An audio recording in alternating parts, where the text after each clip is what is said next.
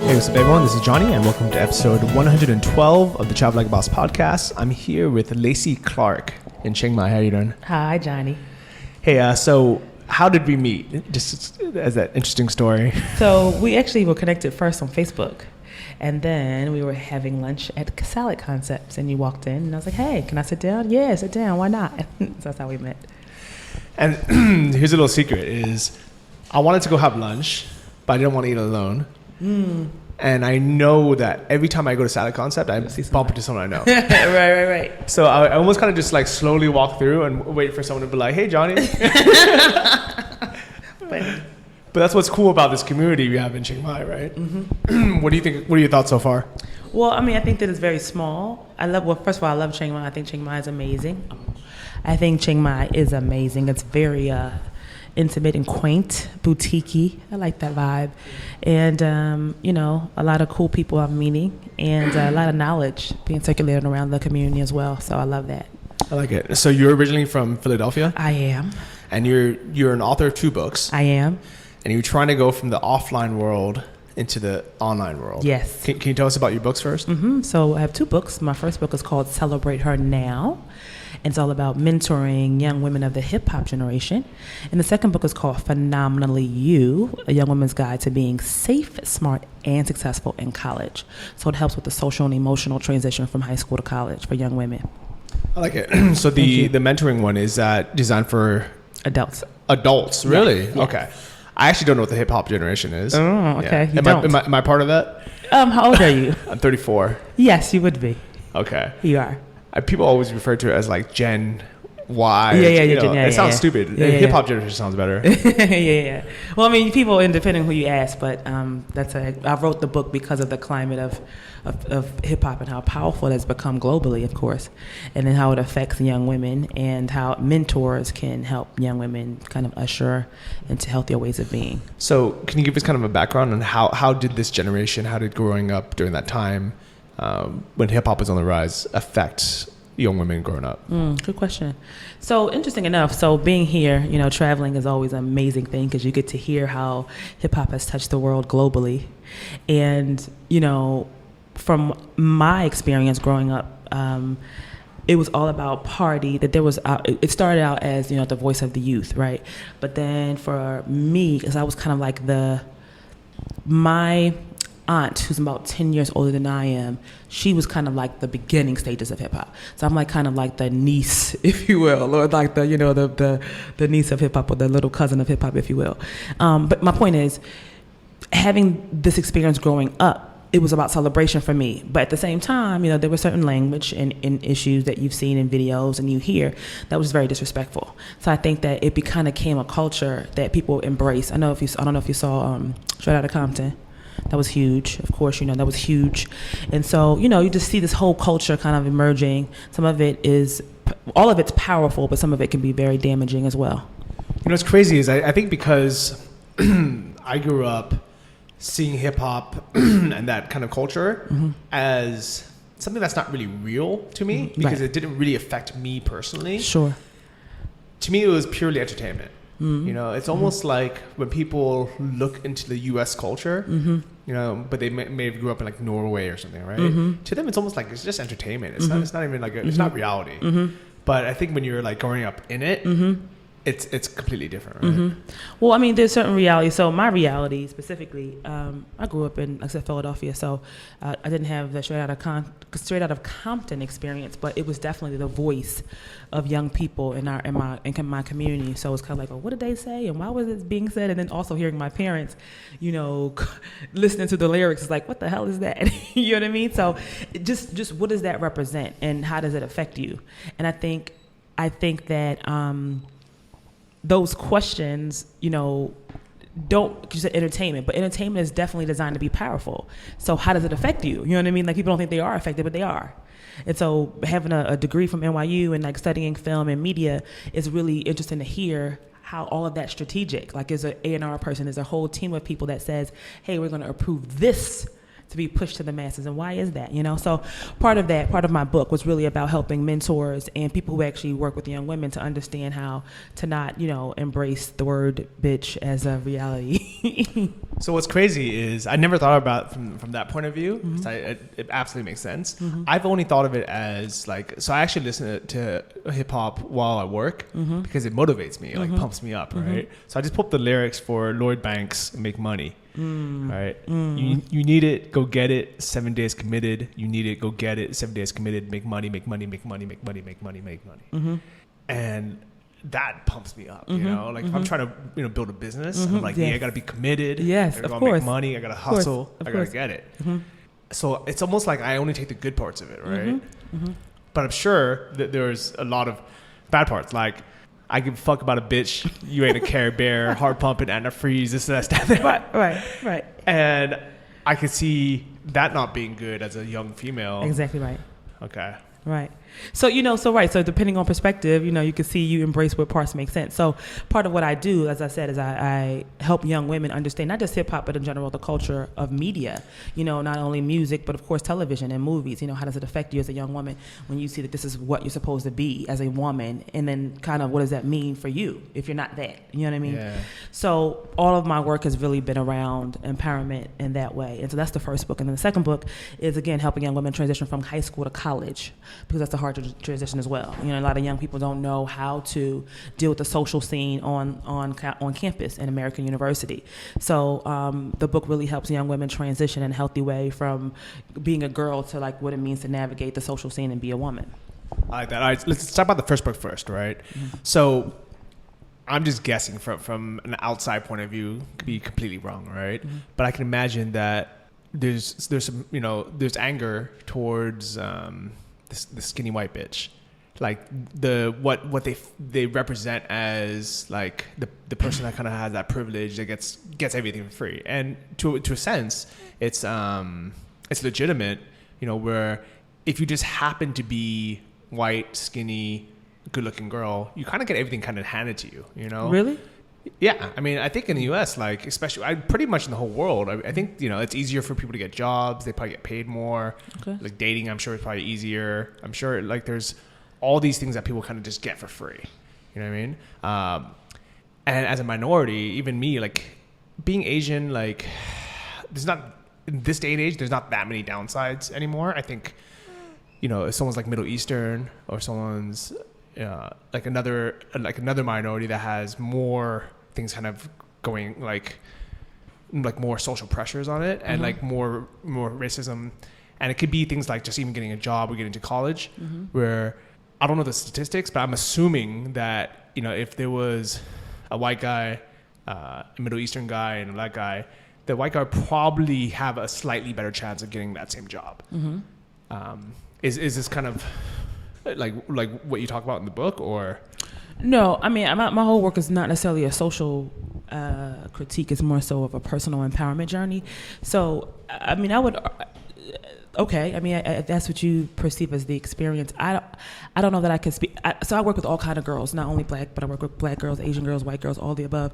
And I see the internal workings of how a lot of young women are built. And a lot of them are very, very weak and insecure. And even though this quote unquote image is placed on people, they don't necessarily feel that way about themselves.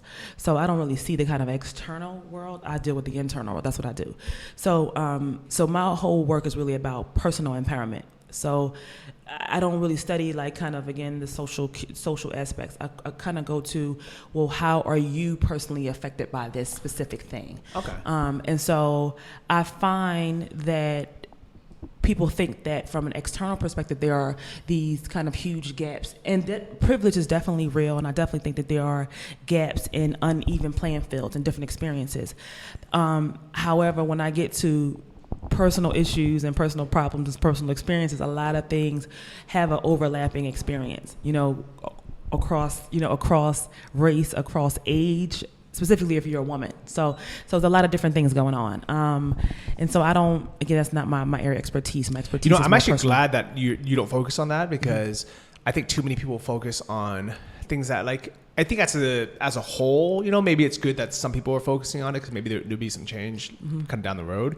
But the way I always think of it is, what can I do myself to overcome that? Like, do I have to work a little bit harder? Do I have to be a little bit smarter? Do I have to hustle a little bit more? And if so, that's kind of the cards we were dealt.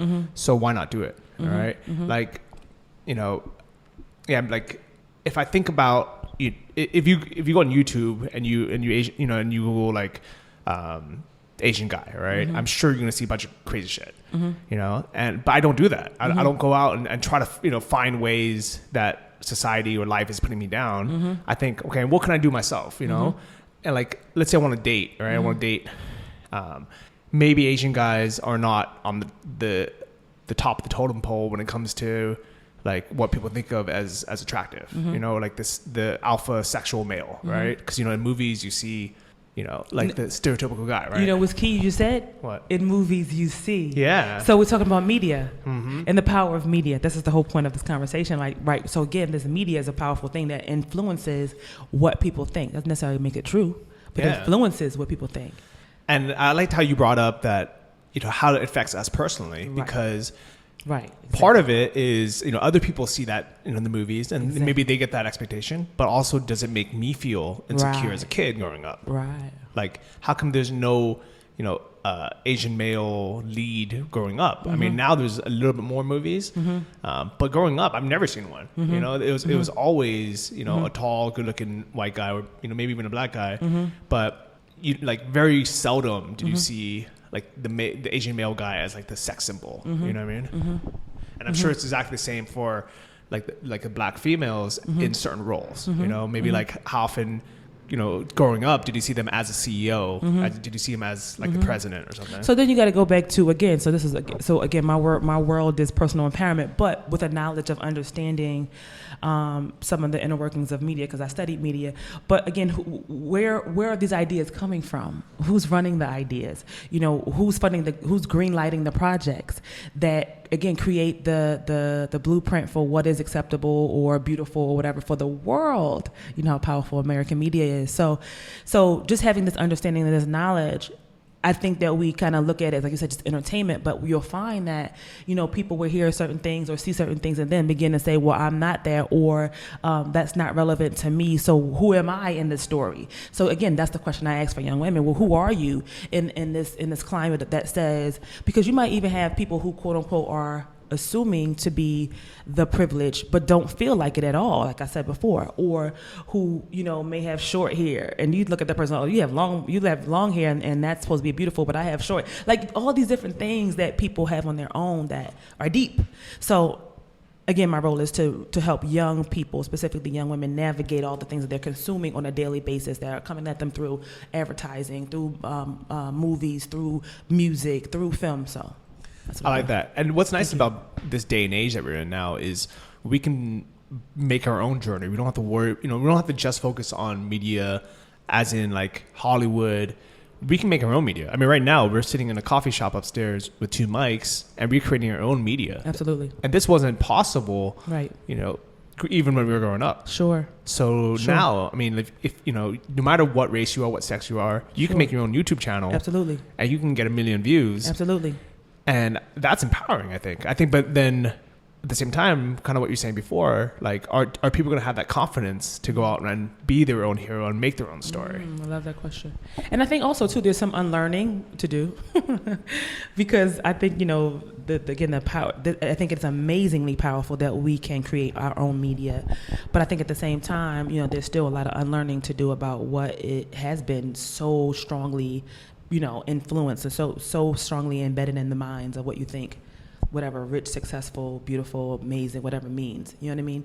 And I think that as an individual, every person needs to ask themselves that question for themselves. What are those things to you? Because as you said, success means a 9 to 5 for some people. Success means, being a CEO of somebody else's company, not, creating your own and struggling for the first couple of years and then create. So it's so many things that are being redefined. And I think that's the thing about personal empowerment is you defining your experience for yourself.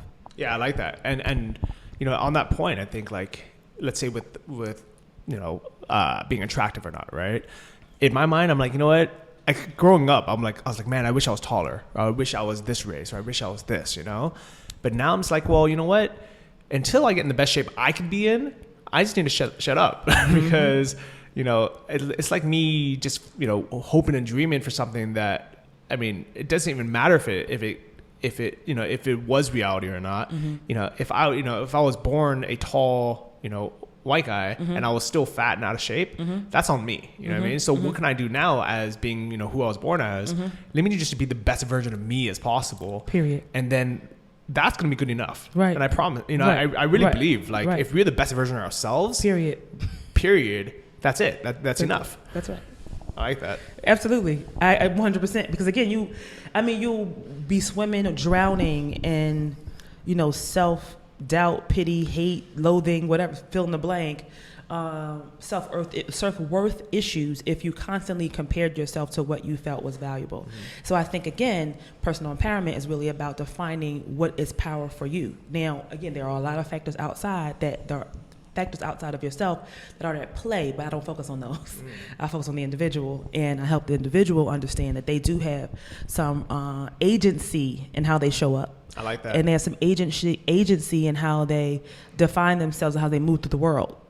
And even with making money, I mean, I think, you know, when I was starting out and I would see people making, you know, let's say $3,000 a month online, I was like, man, you know, I'm never gonna get to that point. You know, it's gonna be a struggle. You know, and then once you get to that point, then you're like, man, you know, I'm still nothing because this other guy's making this much, and it never stops. If you're always comparing ourselves, it never stops. You know? Right. So it's like a hamster wheel, keeps on going. Yeah. So the best thing we can do is we can be like, all right, let's improve. You know, and but for ourselves, but also at the same time, accept who we are today.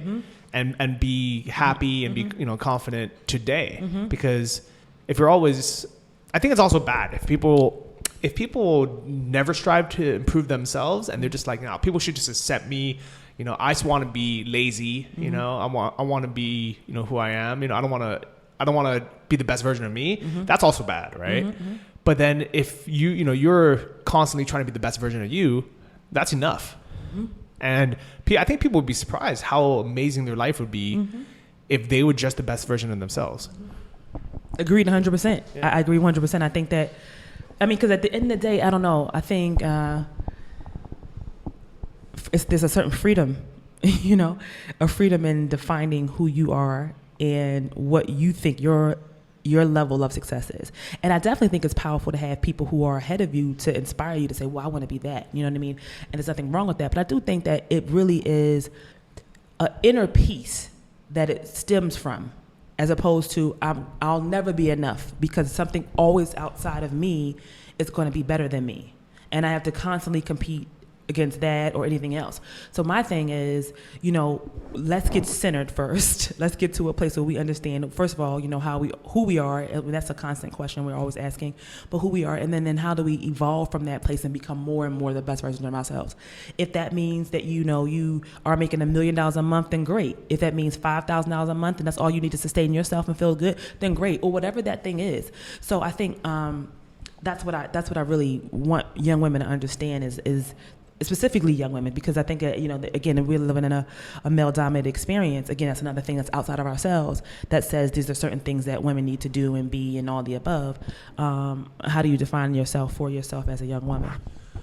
So I have this theory. I don't know if it's true at all. This is just my personal theory. Right? I almost feel like I think at least for, let's say with dating, right? With like nothing really else, that like women will have their dating life a bit easier between certain ages. So like between, I don't know, let's say 16 to 30, right? That it's almost like in the woman's court where this guy's chasing, the guy's kind of trying to do everything, you know? And then at some point it kind of switches again where, actually no, I think even before that, from like when we were like really young, you know, like let's say we were in elementary school, it's like the guys, we have the ball in our court where like girls want to date, they want a boyfriend when they're like 6th grade or something, you know? Like, and the guys completely not interested. And I think when we hit puberty, then it changes. Then we start chasing, you know? But then at that time, the girls are like, well, now I got the choice. And then at a certain point, let's say like in your 30s or your 40s or whatever, then it's almost switches back again where the men, maybe that's when they're kind of more established. They know who they are. Maybe they're more successful already. And then it's like it switches back again. And then we have the kind of the advantage again. What are your thoughts on that? You're asking me a social question again. It's not really my lane, but if I could offer an opinion on that, I mean, there are definitely social cues and definitely social norms.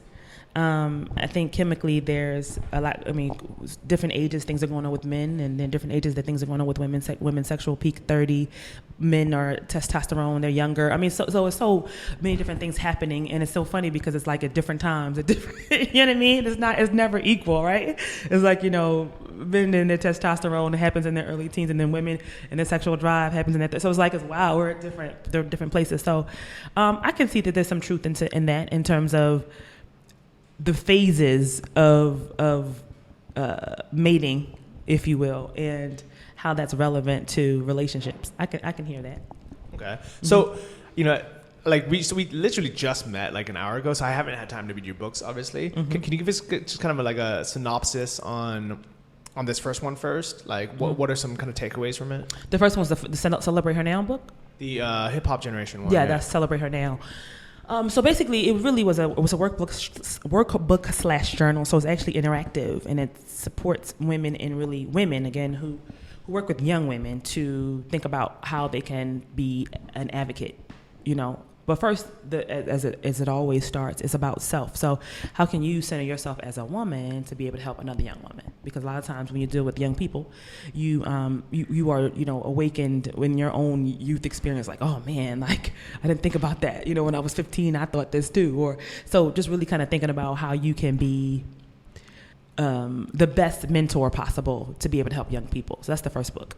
And that's, again, it's interactive. It's a workbook / journal. So I'm asking questions. I'm engaging with folks. And I'm having conversations. Can we have like an example of like one of the questions that you ask? So I talk about creating a sanctuary. So I think it's really important that, women create a space that feels safe for them, or feels cool for them, or feels good for them. And so I talk about, creating your own personal space that feels good to you. So whether that's like a space in your house or a space in the corner of your bedroom or whatever that thing is, then doing that. And then I think from that place, it's kind of a place you go to feel calm. So whether you pray or meditate or do any of those things, you can create that experience in that safe sanctuary space, wherever that is. And so when you have that as a woman or a mentor, et cetera, then you can easily kind of come from that space and help other people energetically. And you're not, chaotic or just reaching. You have a center.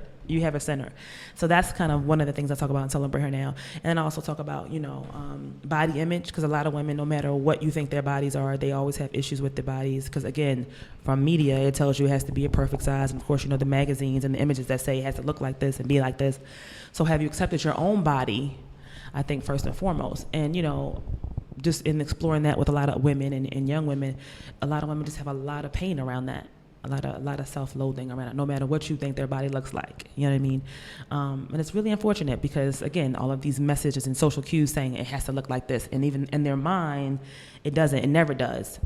That's such like a slippery slope question or topic because, like, on one hand, like, you're 100% correct where in a magazine that it's not even reality because there's Photoshop, right. There's the lighting, the photography, all that stuff, and a lot of people don't even realize this, but a lot of times before a photo shoot, people will basically cut water weight and not eat for a few days to get that shredded look, to get that perfect look, and on top of that you have the Photoshop and all that stuff. So when people try to strive for that, it's impossible even for that person in the photo, but also. That's not us, I'm not that dude in that photo, you're not that girl in that photo. So it's just physically impossible for us to look exactly like them, But the other flip side of it is kind of like, well, am I the best version of me that I can be? Right. And it's hard because I grew up, I was always chubby growing up. And what's actually funny is if you saw me 7 days ago, just a week ago, I was actually like 5 or 10 pounds more than I am now. Wow. Because I had just got back from Taiwan and I was eating a bunch of good food, pancakes every morning, bread and all that stuff. Yeah. And I felt so bad. I felt so sluggish. I was tired every afternoon. I looked in the mirror and I was like, man, I feel so out of shape. I feel so ugly, you know?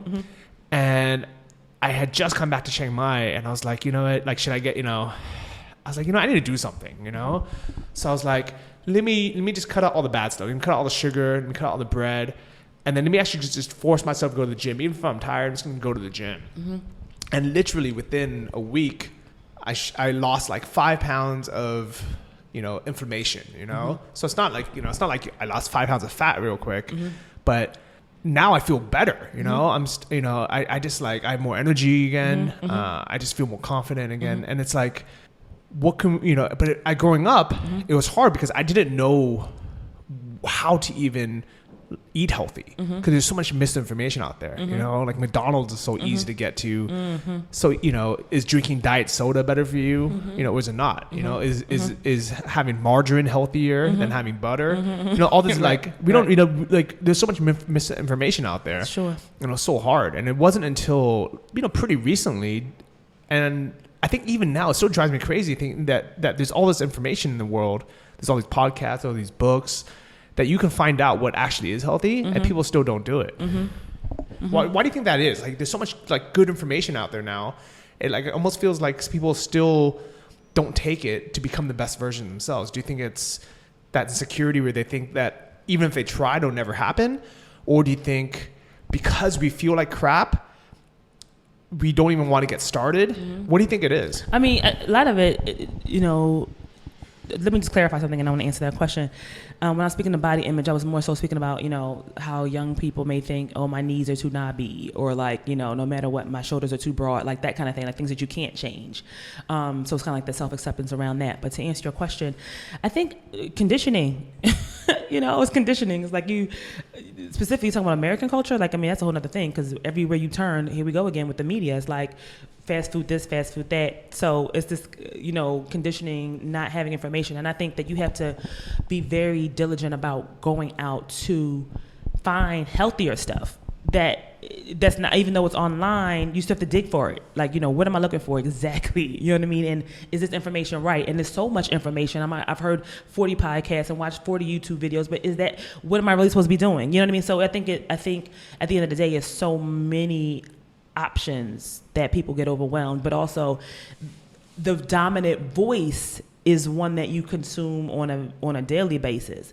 And the daily basis, the voice is, go to McDonald's, get this, I don't know, new process something. You know what I'm saying?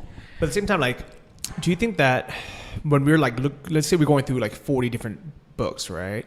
Do you think that like part of it is we are just trying to find that secret, sauce, easy, right. that easy solution, that we're just not willing to accept the fact that every diet just means like, cut out crap, exercise, or, just like with making money online, right? It's the same thing where people that complain about how it doesn't work, usually they're the ones that they're like, man, I went through 40 different courses and none of this works. It's all BS. But at the same time, I know for me, I was always looking for that shortcut, like that secret bullet. And I'm sure thinking back, there's been a lot of people who have said to me like, hey, you should do this. Great point. And in my mind, I was like, no, that's too difficult. I don't want to do it. I hear that. Yeah, I mean, that's a reality, right? Because I think that, everybody wants the shortcut. And if you're talking about, again, American culture, it's like, give me the pill. I have a pain right now. Give me the pill right now. That's going to fix this pain right now. You know what I mean?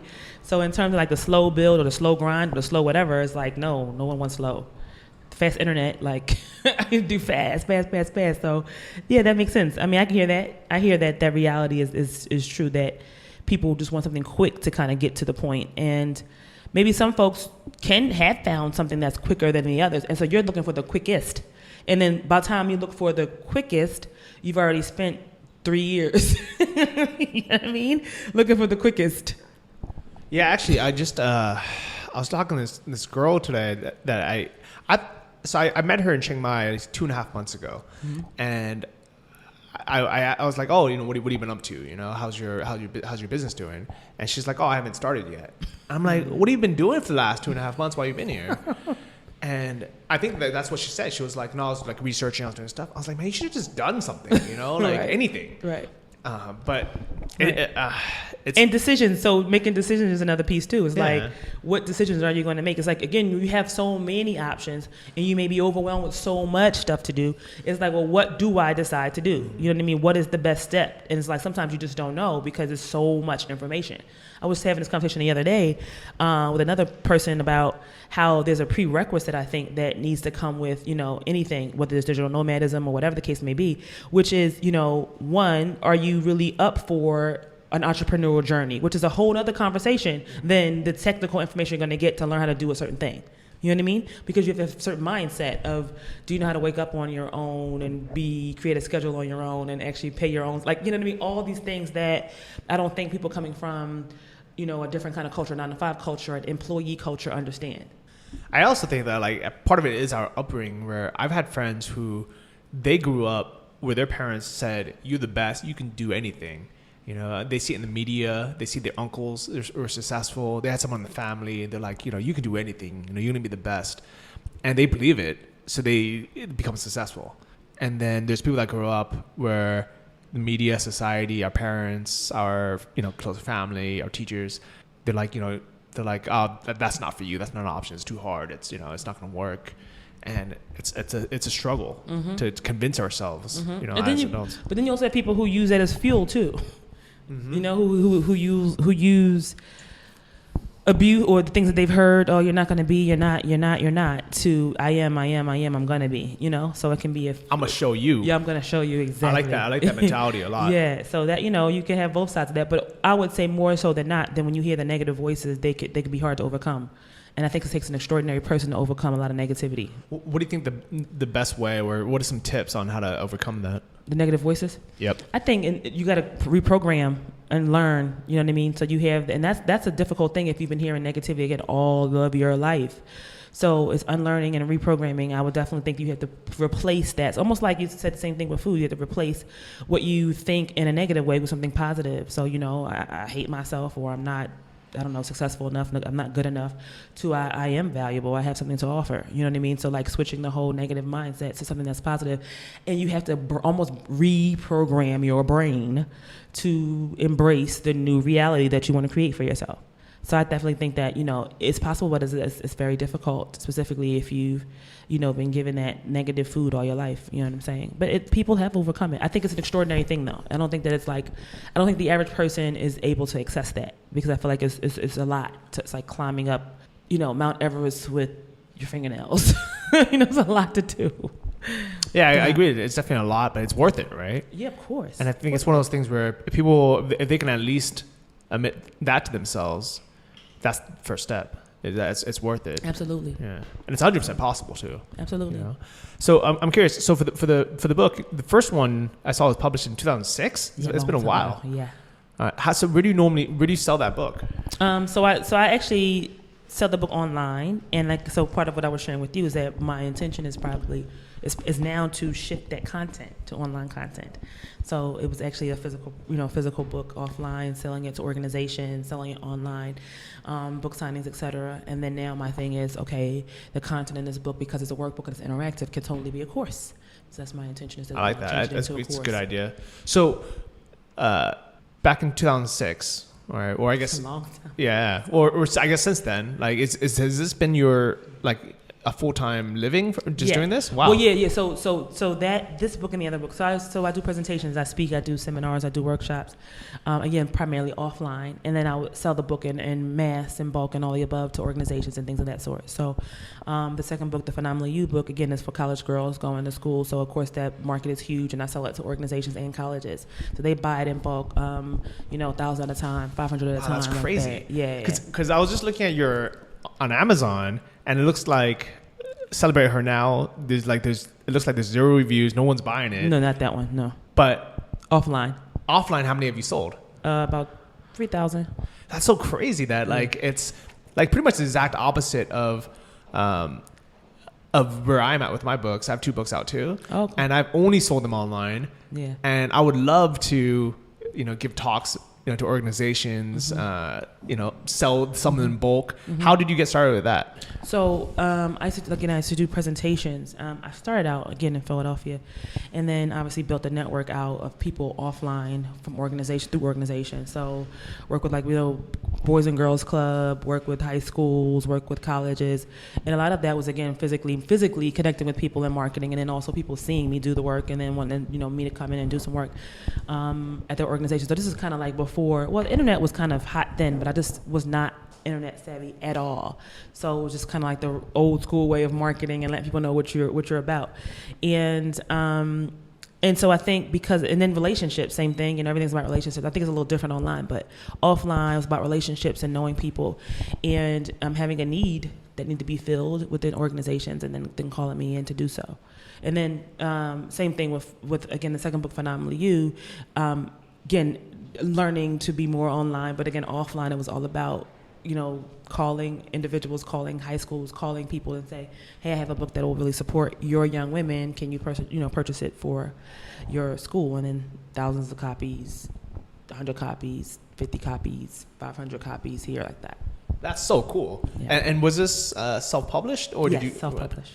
So let's say a school says they want 500 copies. How do you actually get them? How does that work? So some of it may be so it could be organization. So let's say for instance a Girls Inc. and then they have not been a client, but for example, of course they have not a million, but a lot of girls they serve, and so they might want to address life skills as it relates. They have a curriculum, but they might want to address life skills or have some resources available for life skills as young women transition from through high school, and so they'll actually say, we want to actually service this corridor. It can be the whole Northeast corridor, or it can be New York, or it can be a city. So whatever the case is, they'll basically kind of purchase it for that organization, for the girls that they actually serve. Some of them keep the book and they try to read it at the organization, or some of them give it to them and so they can actually have it themselves. One of my clients actually buys the book every single year for their senior girls. So it's something that they give them as they walk away to go to school.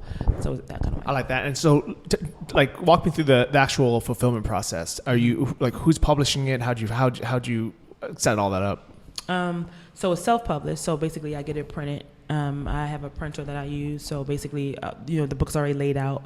It's available on Amazon also, but it's already laid out. So therefore I just send the PDF file and all the above to the print. So now I know there's Lulu and all these places online, but when you're starting out, was it like a local printer that you just walk into? Or how online.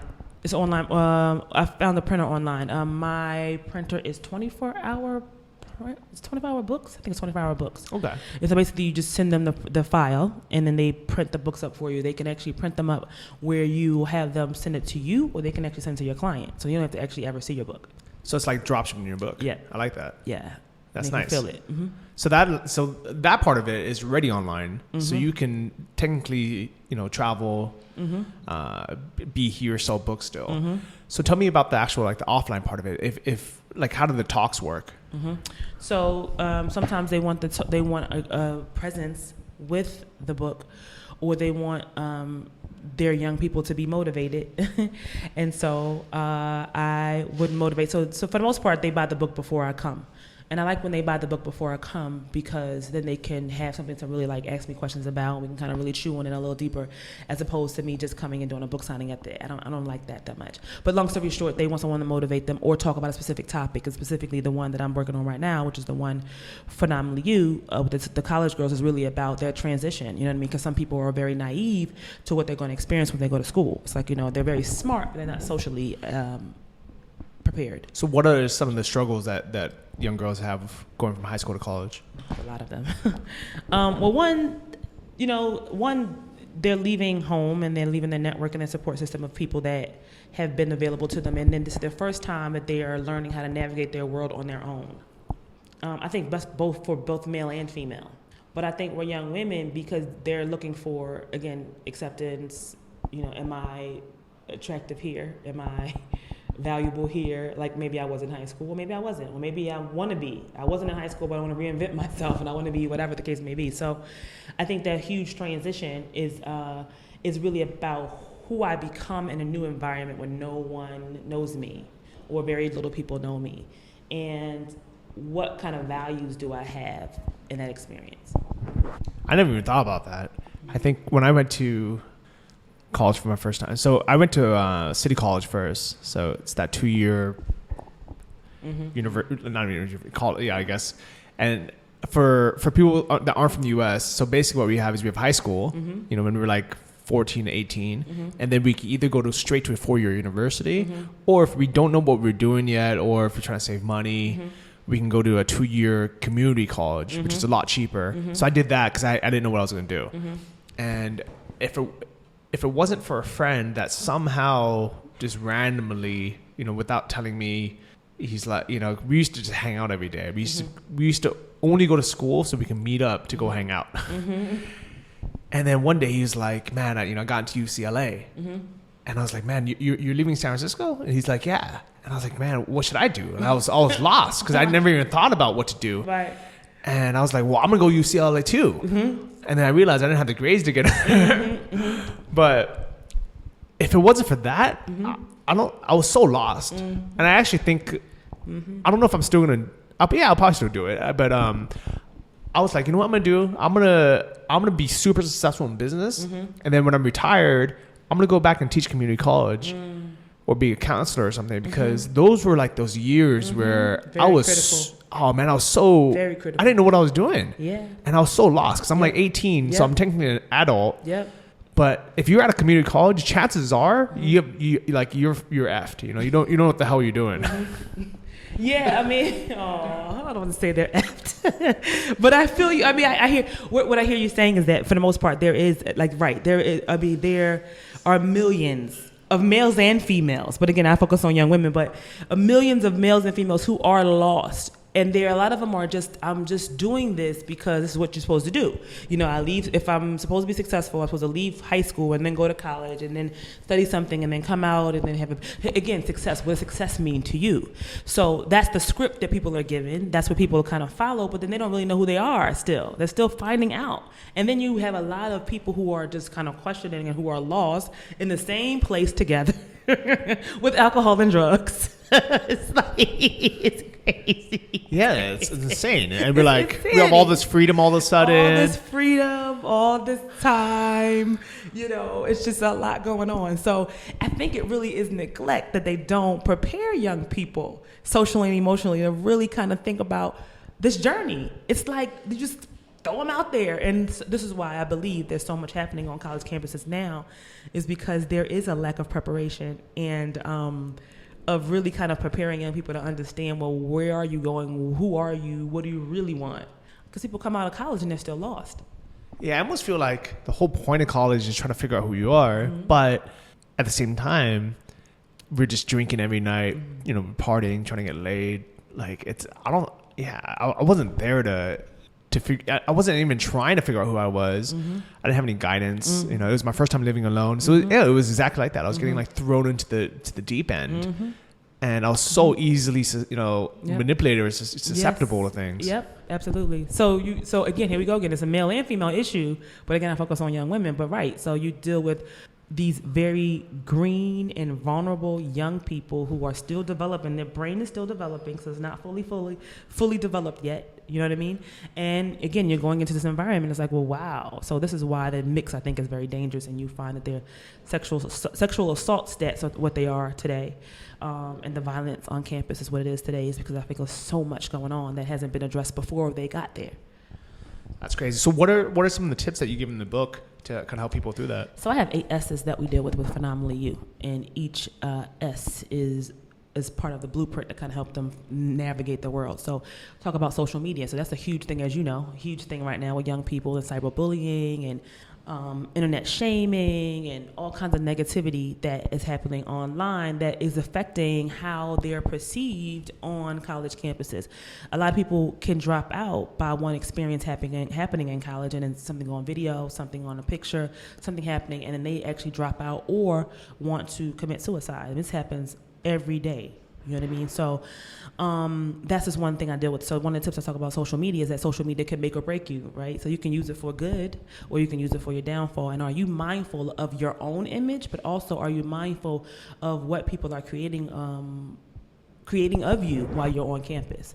So that's one of the S's, social media. You know, I just thought of an example of that is so a lot of girls, you know, or yeah, I guess probably many girls, a lot of girls who see like Kim Kardashian, right? They're exactly. like, she got famous because she made that sex tape Absolutely. through social media. And some girls might be thinking, well, I should do that so I can get famous. Yep. But I want people to realize that there's pretty much only one Kim Kardashian. Absolutely. But I bet you there's hundreds, if not thousands of girls. Millions of girls who effed up their life, you know, getting, you know, putting stuff like that on social media, having that come out. Absolutely. And, you know, they didn't become famous. They didn't become rich. Absolutely. They just became depressed. You know, unfortunately, I'm sure some of them committed suicide. Sure. Some of them just like completely cut themselves out of reality, you know, offline because it was just too much to handle. Absolutely, 100%. So that's one of the things I talk about in the book, and that's the S for social media, because it really is about thinking about how this fits into your whole success plan. Because at the end of the day, if you have a vision to be something that you want to be, and then you're kind of being distracted by social media, whether you're putting an image on there or someone's putting an image on there of you that you don't know about, you can be very damaged. You know what I mean, personally and also professionally. So that's one of the S's. So the tip basically about social media is to understand that it could actually make or break you. You could actually, you know, grow and create an online profile and LinkedIn profile and really shine and really look like a professional young person. Or you can really be on Instagram and doing Instagram contests, and people find out who you are on Instagram, and like now no one wants to work with you because your image is tarnished online. You know what I mean? So these things have to be like really, really looked at seriously. I don't think that because these young people are digital natives, they don't think about the implications and how they actually have, you know, global implications forever. Yeah, forever. It's crazy, and you know what? It is crazy. I'm actually thinking like our generation when we want to run for government office, it's going to be completely different. Absolutely. You know, because I'm sure all the presidents, they've had stuff that they would, you know, they did when they were in their 20s in college that they don't want anyone to see. But now there's a paper trail of all that. So it's completely different. And, you know, of course, you know, nothing goes away. So it's everyone, you know, there's people who actually are hired to take, what do they call it, screenshots of all the celebrities' tweets and posts and stuff. Yeah, just in case. Right. That's crazy. But you know what? At the same time, for young people too. But go ahead. As like a digital nomad or someone, you know, someone who looks for kind of online business, it can make or break us, right? But I think it's good that you're letting people know that, you know, so they really have to think hard. They're like, is this something that I want to make me? Do I want to go through it? And if you do go through it, the steps are all the same. At first, nobody knows who you are. Nobody cares. But once you get successful, everyone's going to tear you apart. There's going to be haters. But that's kind of like that part that hard part you got to get through to get to that success. And most people, they just get dragged down into the pits of, you know, the trolls. And not only do they not get the success from it, but it also messes them up. So great point. Yeah. Yeah. So that's that. Wow. Yeah. Okay. So social media is one of them. So we have success. Okay. So success is really about defining success for yourself. Again. So S. It's all about what do you think is success for you? Again, we've been conditioned to think it's college, it's white picket fence, it's dog, house, car, whatever. But people are creating new realities. So it's really about what is success for you, and also are you in integrity with yourself about success? So that's what as the second as success. What do you mean by the integrity of yourself? Are you in integrity with yourself? So again, a lot of times people will tell you that the script is do these things, right? You go to school, and specifically with some parents, they want you to actually get a certain degree so they can look good, you know, for their whole, oh, my daughter is doing this and my son's doing this. So it's all about the parents, not about the child. And I think at some point the young person needs to ask themselves, well, what does make sense for them? What do they want to experience? And so the S, success, is really about helping young people understand, well, who am I and what do I really want for myself? So that's the success thing. Okay. So that's the integrity with yourself. Are you in alignment with what you really want, as opposed to, and that can take time, but start asking that question. I like that. Because again, at the end of the day, you may be, again, some people 45 years old still haven't asked themselves that question. Who am I and what do I really want? You know what I mean? I like it. So that's success. All right. what's next? Oh, so we had self-respect. So self-respect is all about understanding, well, how are you going to navigate your world once you get there? So, you know, are you a 24-hour party person? Are you an alcoholic or not? Or do you want to drink? Do you want to have sex? Do you want to have sex with many partners? Not at all. Like, what do you want for yourself from a self-respect standpoint? Because I think that people haven't thought about that. They just get there and like, oh, okay. Happen upon it. Oh, we're in a group sex environment. What do we do now? Like, you know what I mean? Like, okay, do you want that? And if you do, that's cool. But at the end of the day, like, no, it's for you or not, right? But so I think the point is really asking yourself, what experience do you want to have, and then not just kind of going with the flow because it's what everybody else is doing, or because you think that's going to make them like you more. Right. But yeah. Right. Exactly. Because like I have no qualms about someone who they want to have a lot of sexual partners because that's what they enjoy. Right. But what makes me, you know, what's really bad is when they're doing it to try to get people to like them, or, you know, because, you know, a peer pressure, whatever that is. Right, exactly right. Like that. So, and I think a lot of young women go through that a lot, specifically wanting to get some brownie points for being the whatever chick on campus, right? So I think that it's important that young women ask themselves before they go into these environments. So when they're there, it's like, oh, I thought about this. You know what I mean? And I don't want to do it, or I do want to do it, or whatever. Because, you know, at the same time, like, if I met a girl, let's say I was in college and I met a girl who's like, she's like, I enjoy sex. I like having sex with a lot of people. That's just who I am. I have no shame in it. I'm like, cool. You know, I respect that. I like that. But at the same time, you know, if someone, you know, that they're doing it just because they want attention, right, and they don't know how else to get attention, right, but then they're going home sad or depressed, right, right, then that's terrible. It's horrible. Yeah. It's horrible because, I mean, I think as another human being, do you want to be in that vibration with somebody else? Like, you know what I mean? That's just not a healthy experience. So that's self-respect. So asking those questions about self, where, you know, how do you see yourself in terms of that? Then there's sex. So we have sex talking about, again, you know, do you want to have sex in the context of a relationship, or do you, you know, is random sex okay for you? You know, what do you think about when you think about sex?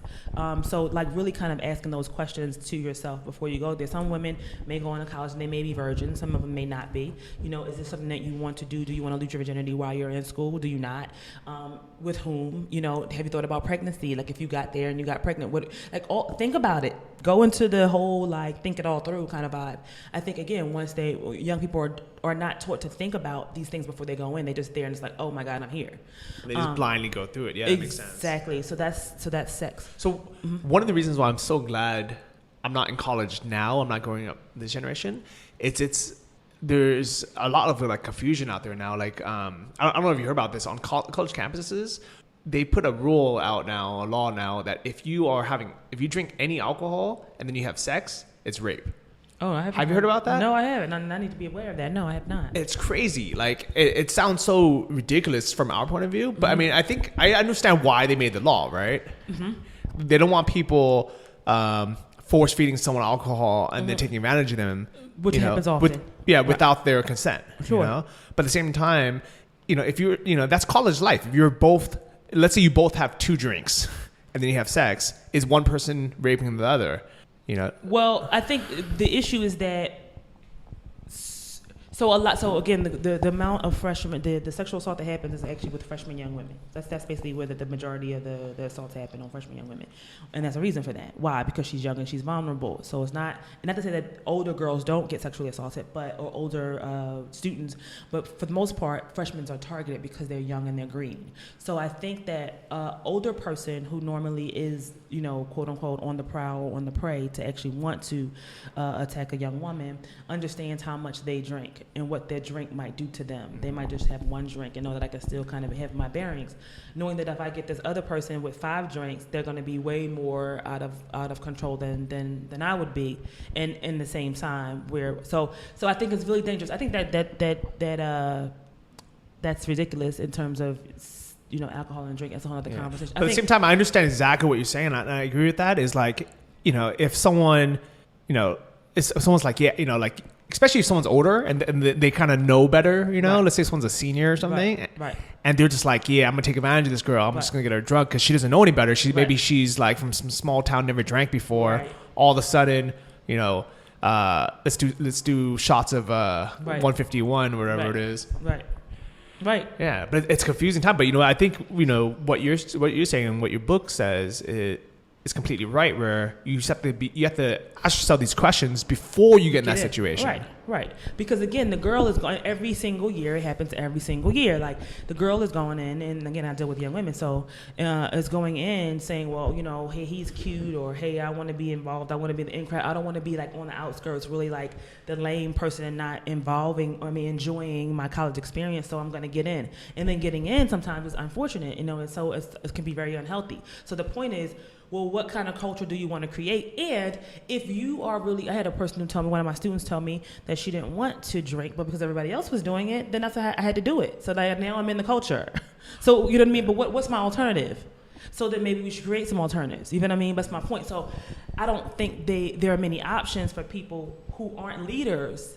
You know, because this person might not have been a leader to say, okay, I'm going to create this kind of culture. She's just like, okay, well, I'm just going to go along with everyone else because this is what everyone else is doing. I don't want to sit on the sidelines looking like a lame. Yeah.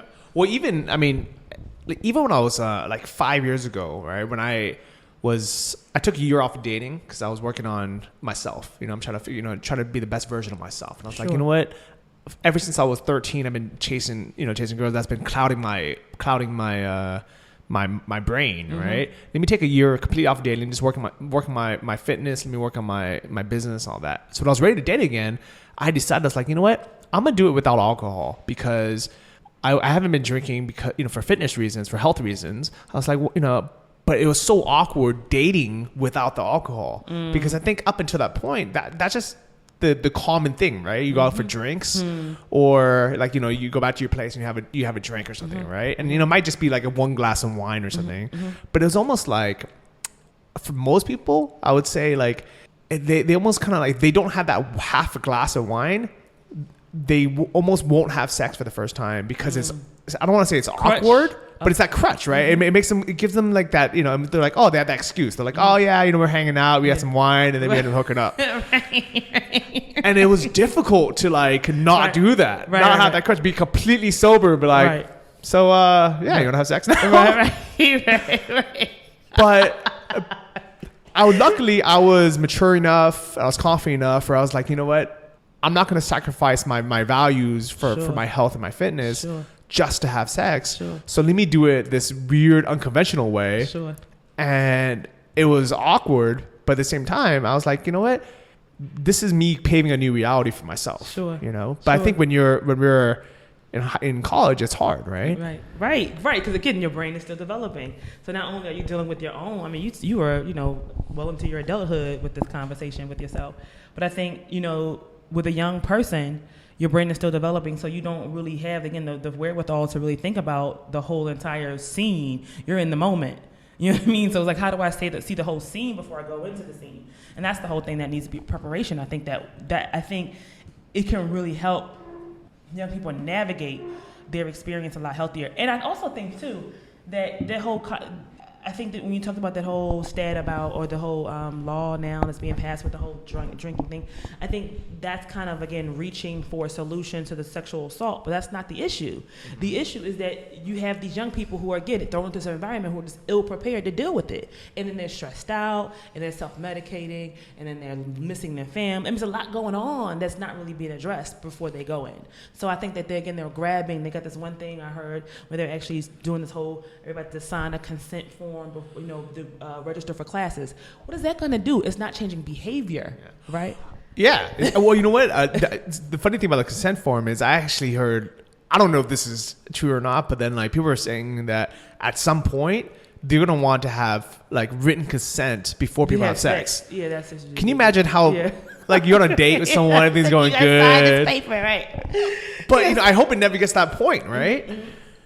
But again, here we go. We're not dealing with the issue. We're just reaching for things and just throwing the table to act like we're doing something to address the issue, but it's not addressing it. So again, the issue to me, and from my experience with working with young people and seeing their transition, and helping them with that transition, is they need to be prepared socially and emotionally, period. That's basically it. And they're not.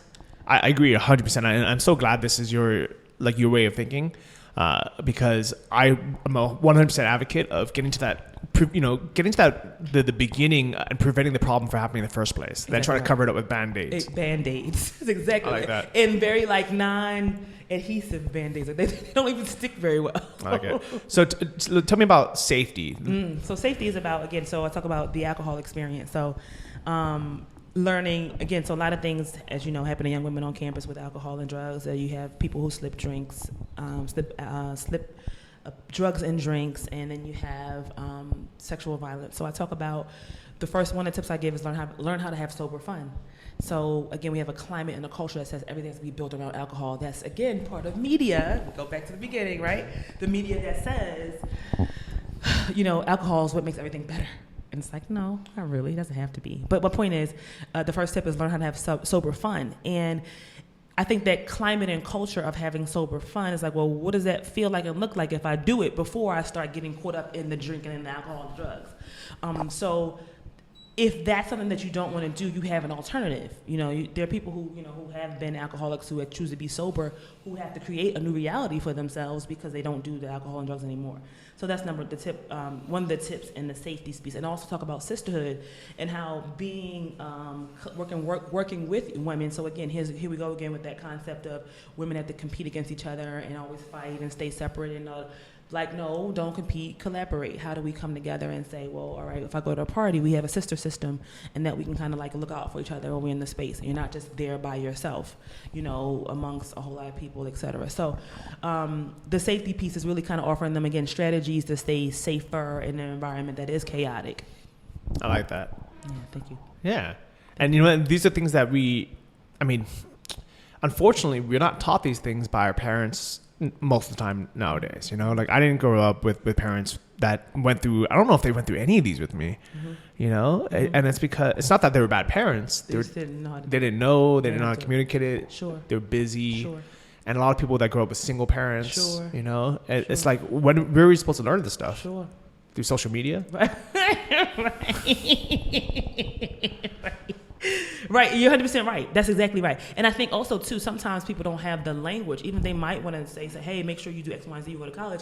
Like, parents don't really have the language to talk to their, children about sex. Or if they haven't gone to college, they don't know the landscape to be able to say, hey, watch out for X, Y, and Z. So you're right. Like, there is, again, a huge void with, again, young people being prepared to really transition from that, boyhood to manhood, and then that girlhood to womanhood. And it is like a rites of passage. College is a rites of passage for them, for American youth. It's like, you go into this experience being a boy or being a girl, and then you come out as a young woman. You know what I mean? You have to, and then you're still maybe finding out who you are, but you come out as a person that is now supposed to be a lot more responsible for your life than you were before you went in. You know what I mean?